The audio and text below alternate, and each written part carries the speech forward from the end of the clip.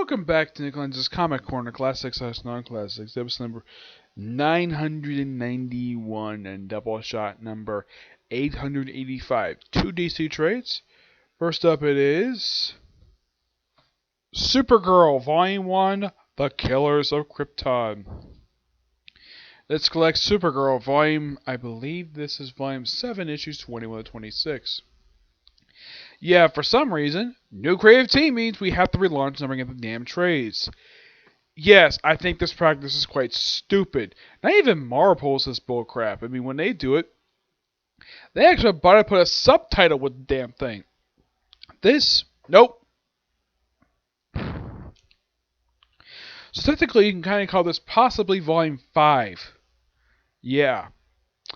But the case of story for this one. Now, in case you went in with the cover, this is not a costume she wears on a regular basis. Like, oh, we get a new costume. Is this new costume? No, she wears this for one issue. Her new costume is, well, how should I put this? Well, the story is this. Kira is going to space to figure out why this guy wanted to kill Krypton. That's really the whole basis of the story.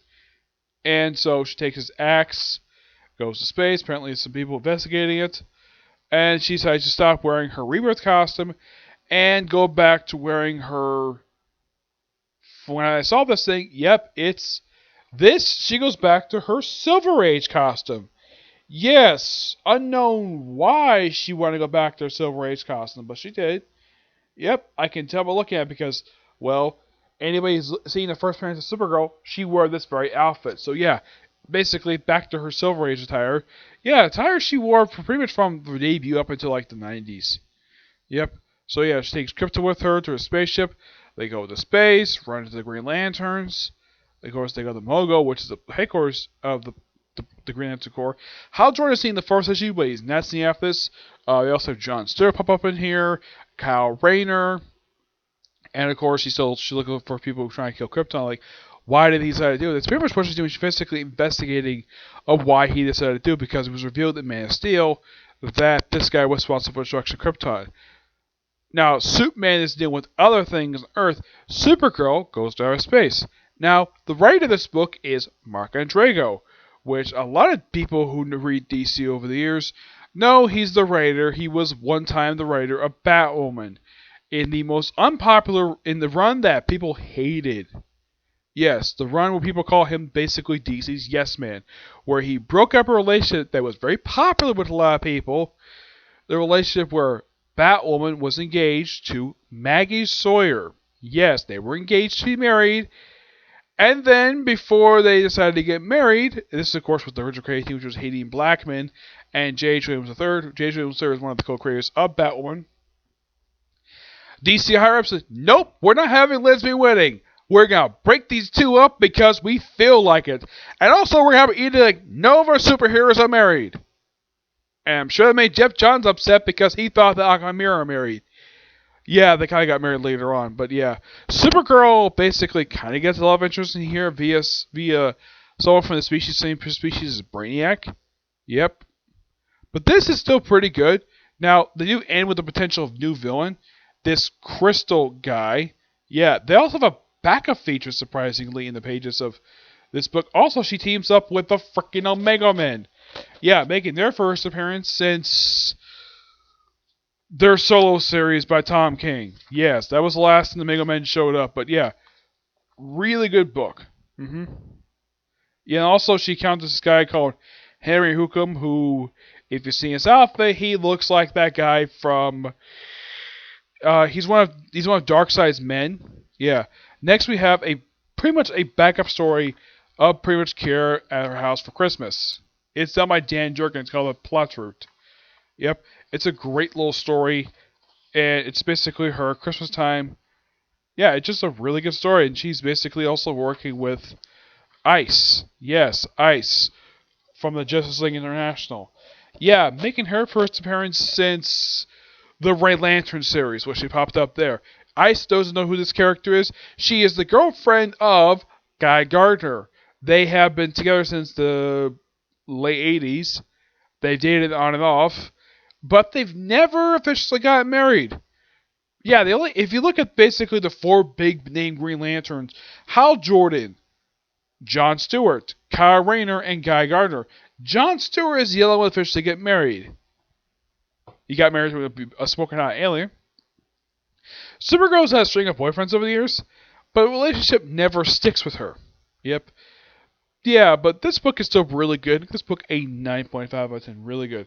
Now I'll go on to a book that basically, well, not a lot of people talk about this particular run, especially since it's written by the guy who kind of caused their breakup in the first place. This is Titans, Book 1, Together Forever. Yep, written by Joe Winnick, though he does the first 10 issues of this series. Well, this run anyways. The last issue is done by Steve McKeever. I think he's pronounced his name. Yeah, it's done by Steve McKeever. Yeah, he does the last issue in here. The artwork in here is done by Joe Benes. Ian Churchill, yes, the same Ian Churchill, who basically doesn't know how to draw a lower half of a woman's body. Jay Calafort, Julio Lopez, Howard Porter, and Jesus Sarquez. Now, basically, everybody's pretty much wearing their pre-Flashpoint attire, except for Donna Troy. A lot of this book, this is their pretty much attire. Like, all black and red stars. No idea why. The cover art here is done by Ethan and Skyler Brand Anderson. Yep. Now, the first half of the story is this. Basically, Cyborg wants to form another Titans team. So he forms Titans East. Basically, this contains not only the first 11 issues of Titans Volume 2, but also the Titans East Special. Now, the Titans East are comprised of people which, well, you would not expect to be part of the Titans group. Of course, you have a guest appearance by the frickin' Joker. Yep. Also Bizarro. Yep. Yeah, really good art style. Now, who does, well, he recruit to the team? Everybody pretty much turns down the opportunity to reform the Titans. Basically, Donna, Beast Boy, Roy, Starfire, Raven, and Wally all turn up, but they become part of the team anyways, thanks to Cyborg, who has, well, starts out with the full head of hair, though he later shaves it. And members include the female Hawk and Dove. Yes, Hawk was one point a girl. Yeah, this is Holly Granger. This is Dawn Granger's sister. Yeah, she literally gets killed by the She gets killed by the Black Lantern version of Hawk. Yes, the original Hawk and Dove. Yep, so Titans East is comprised of Enma, Little Barda, Son of Vulcan, Legion Boy, Power Boy, and Hawk and Dove. You're probably thinking, Power Boy? There's a male version of Power Girl? Yes, this is him. And yes, his costume is a literal ripoff of Power Girl's attire, except being white, it's black. Oh yeah, and he also dated Supergirl for a brief period of time. Legion Boy, those of you Young Justice fans probably recognize him because he was on the show. Yeah. This story kills off Power Boy. Yep.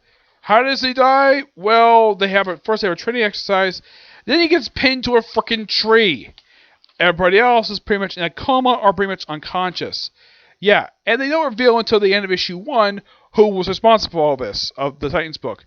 Yeah, then various other Titans get attacked in various different ways. We have guest appearances with Batman, and reveal in issue 1 who was behind all this. Trigon, who's made his return. First time in 23 years. Yes, the guy had been dead since the 80s. And it's something, though, that Joe Winnick's trying to bring him back, the fact he was actually dead. Yep, and they find for the first half of the storyline, they start with a new Titans team. And this Titan team, I should point out, though, lasts to like issue 23. Before it gets replaced by a team of villains, led by Deathstroke. Yep, and they actually have a new base operations, which is basically a bunker in a way. It's basically a house in the shape of the original Titans Tower. Not kidding, that's technically, basically, they modeled their base. It's basically the original Mark I Titans Tower just lying down. And it's basically it's a house. Yeah, I think Dick Grayson's responsible for this. It then comes completely out of nowhere. I also think that possibly Cyborg may be responsible for building this thing, but it's never really dealt with. It's never really explained in here. Oh yeah, they got the base operations now. Somehow. Yeah, I should point out though, a lot of these characters coming off the end of Joe Winnick's run for Outsiders. Mainly just Dick, Starfire, and Wally. In the case of Cyborg, Beast Boy, and Raven, they're coming off Jeff Johns' Titans run. Well, Teen Titans run. So yeah, and Wally basically is having its own solo title at this point. So they pretty much do their own thing, and then Jericho shows up in the body of Match. Match doesn't know who the heck this character is. He is a clone of Connor Kent, aka Superboy. He's a clone of a clone. And technically this is him, but it really isn't. It's real that Jericho possessing him for some reason. They don't explain why he's possessing him, but just, oh yeah, he just shows up in Star Labs, possessing him, and then he wakes up in Titan's Tower. Somehow, it's never explained. Fights him briefly, does some possession here and there. The book ends basically set up for the Death Trap crossover, which crossover between this book, Vigilante. This, of course, is the third Vigilante, Dorian Chase, the brother of Adrian Chase from the original book from the 80s, and Teen Titans. Yep, this book is it's not as good as basically the original run, but it's like, okay, let's have these. Also, Raven appears in here. When he first shows up in here, she's wearing a thong. Yes, a freaking thong. There's Ian Churchill for you, basically making women wearing skimpy attire for absolutely no reason at all. Yep. I'd say Joe Winnick does an okay job writing in here. The stories are... I would say the Trigon stuff is actually not that bad. It's just the stuff with Jericho. I'm like, oh my gosh, what the heck is this? It's like the stuff with his book is never explained properly. It just happens completely like, oh, here's Match. Oh, he's possessed by Jericho. Oh, he basically got here from Star Labs. Basically, then he starts possessing people, fights Justice League, and that's it. It's like, basically Winnick was rushing through the run. And after he left, we have set up for... Pretty much we have Ishtam just be a backdoor pilot to the Death Trap crossover. That's really all this is. Set up for that particular crossover. The artwork, not that many Churchill, is actually really good. He does like the first chunk of this. Like, I would say around the first half of this. He does like the... He also has basically a few times where... He also have this panel where you also have Starfire complete naked. Though they don't show her nipples, thank God. Oh yeah, and where is she at this particular scene? She's at the home of Animal-Man. Yes, she basically moved here after the events of 52. Yep, at the events of 52. We also have Don Troy in a cleavage exposing outfit. Also, apparently, and Link Carr pointed this out during his review of this very issue, and this particularly very weird. Apparently, Ian Churchill has this thing where he makes the mask, the top of the mask that basically that Kyle Rayner, Roy Harper, and Dick Grayson also wear look freaking huge, where it takes up like most of their face. Yeah, the costumes he draws actually are not that bad. I think the costumes he draws are really... Though, for Nightwing's costume, it's like they give him a slight update with his, where he has these like lines on the side. Not as many lines, let's say, Jim Lee's costumes. Raven's in high school for some reason, even though she's been a teenager since the 80s. Beast Boy is at the headquarters of the Doom Patrol. Roy Harper is just, well, hanging out with the Justice League before he gets attacked by Trigon stuff. Yeah, it's also covered, Trigon's and her daughter, stuff like that. Yeah, a lot of the stuff you can say is very rushed. And I'm thinking, though, why did DC decide to put this run in trade, even though that the original run, the ones that were Devin Grayson, I'm sure there's a lot more demand for that than this. It's not terrible per se, it's just okay. But I'm going to give this book roughly a 8.5 out of 10. Yep. Yeah, in case you're wondering, when did Link Horror do a review of the first issue of Titans? This run, he did it back, I think it was like 2010, 2011 when he did it. You have to look up on his YouTube channel. He has reviewed the first issue. I've seen it basically a few times, but read this again. And also, at one point in here, we also have Dick Grayson and Starfire just randomly having sex, though they write it off later as apparently Raven's brothers influencing him to have sex. Though they try to back together later, and they're kind of together by the end of this. Yeah, and also apparently Ian Churchill draws Starfire with really big lips in one issue. Yeah, I thought that was really weird. But at least these characters are somewhat consistent. Somewhat. Yeah. But yeah, so that's particularly it for this particular review. If I get time to, I probably will get time to it. Probably review the 6th case closed film, The Phantom of Baker Street. Probably get a chance to view that. Probably also with the newest chapter of Boruto manga. If not, the Boruto manga, probably save it for tomorrow, okay? See you next view. Bye.